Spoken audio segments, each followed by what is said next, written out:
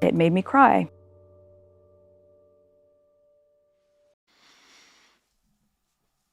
This one's wife. You bullied QEII. Hello. I'm H.G. Tudor. Narcissists commonly engage in a behavior called projection, whereby they accuse you of doing the very thing that they are doing. This is because, first of all, their narcissism blinds them to their own activity in order to maintain that control. Secondly, in order to assert control over you, you are falsely accused of doing something. It isn't the case with an unaware narcissist that they think, I know I'm doing this, but I'll accuse them of doing it in order to take attention away from me. They honestly do not see that they're doing it, and instead, they believe you're doing it because of the way that they see the world through the distortion field. It's a little bit like a film that has been edited so that their culpability is edited out, leaving your response to stand alone. So, for example, the narcissist may have done something horrible to you, perhaps bullied you in a particular way, which has caused you to react, and you react strongly. Your own emotional empathy for the narcissist has become eroded, bringing forth your narcissistic traits to the fore, resulting in you lashing out. That might be as a consequence of some form of verbal violence. It could even be that you destroy some property. It might be that you become physically violent yourself towards the narcissist. But you respond in a fearsome manner as a consequence of the way that you have been treated. But the only reason you did that was because of the way the narcissist has been treated you. To put it bluntly, you didn't start it.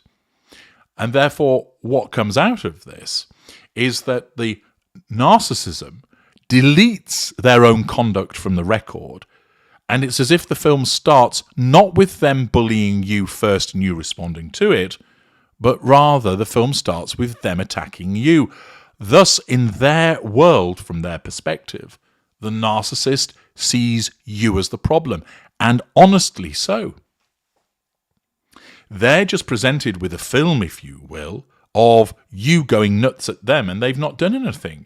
Therefore, the logical conclusion in their world is, you're nasty. You are the bully. You are the abuser. You are the narcissist.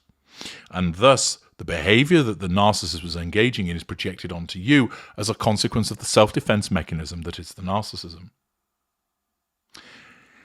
This one's wife was accused of bullying staff at Buckingham Palace. She was accused of bullying Princess Charlotte, of bullying towards the Princess of Wales. And yet, this one's wife claims she's the victim, that she was the victim of being bullied that caused her to flee to Canada and then to the United States, that she is the one that was hard done to. She maintains that because of the perpetual victim status of her narcissism, and because her narcissism tells her they were horrible to you. It isn't the case that she thinks, oh, I was horrible first, so I got my just desserts, where some people perhaps did respond to her fiercely. But her narcissism deletes what she did, and in other instances, completely makes it up. There's a complete revision of history, so that the person didn't react in the way that she believes that they did, but her narcissism tells her that that's what happened. It revises history so that in some instances, the reaction of the victim didn't even happen. So sometimes your understandable reaction is used against you with the film being edited, essentially a half-truth. And in other instances, you didn't even react in the way that you've been accused of, but the narcissist nevertheless accuses you of that behavior because there's a complete revision of history, and essentially there's a use of nowhere near the truth. Stacey Eldridge, writing for skynews.com.au, leads with the headline, Hypocritical. This one's wife and Prince Harry accused of bullying late Queen Elizabeth for financial gain. Prince Harry and this one's wife have been accused of bullying frail Queen Elizabeth in the months before her death and slammed as hypocritical by Angela Levin. The royal expert called out the Duke and Duchess of Sussex after the pair released a video on their Archwell Foundation website urging social media companies to take greater steps to protect children online. They said they're really concerned about children bullying and cyberbullying, and that it is an absolutely terrible thing to do, Ms. Levin told GB News host Nana Akua. Perhaps they shouldn't have done bullying with the Queen Elizabeth when she was so ill. In those last few months of her life, many people have said that they were bullying her for money, residual benefit, for this, for that.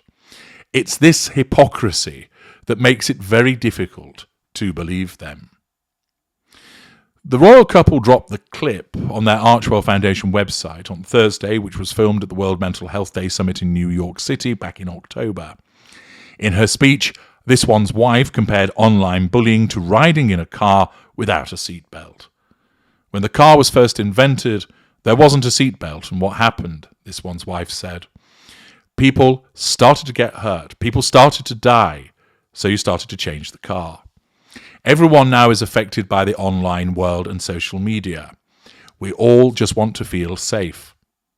While Harry urged social media users to stop sending kids content you wouldn't want your own children to see. The video was released after a fiery US Senate hearing on online child safety, which accused the world's most influential social media companies of not doing enough to tackle child exploitation. Once again, the hypocrisy of this one's wife has been identified in saying, there you are, claiming to be a champion against those who've been bullied, and yet you engage in bullying yourself. As I mentioned, accusations of her bullying Buckingham Palace staff, accusations of bullying Princess Charlotte, accusations of bullying Princess of Wales, and now Angela Levin suggesting that there was bullying, both by this one's wife and Harry, seeking financial gain of Queen Elizabeth when she was in a frail position. Again, a narcissist would engage in such behaviour behind the scenes, maintaining a facade to the outside world of supposedly kind and caring, whilst behind the scenes being unpleasant and trying to cajole an ailing monarch into giving her what she wants because she has no emotional empathy for that individual at all. Another example of the way that this one's wife behaves. I'm H.G. Tudor. Thank you for listening.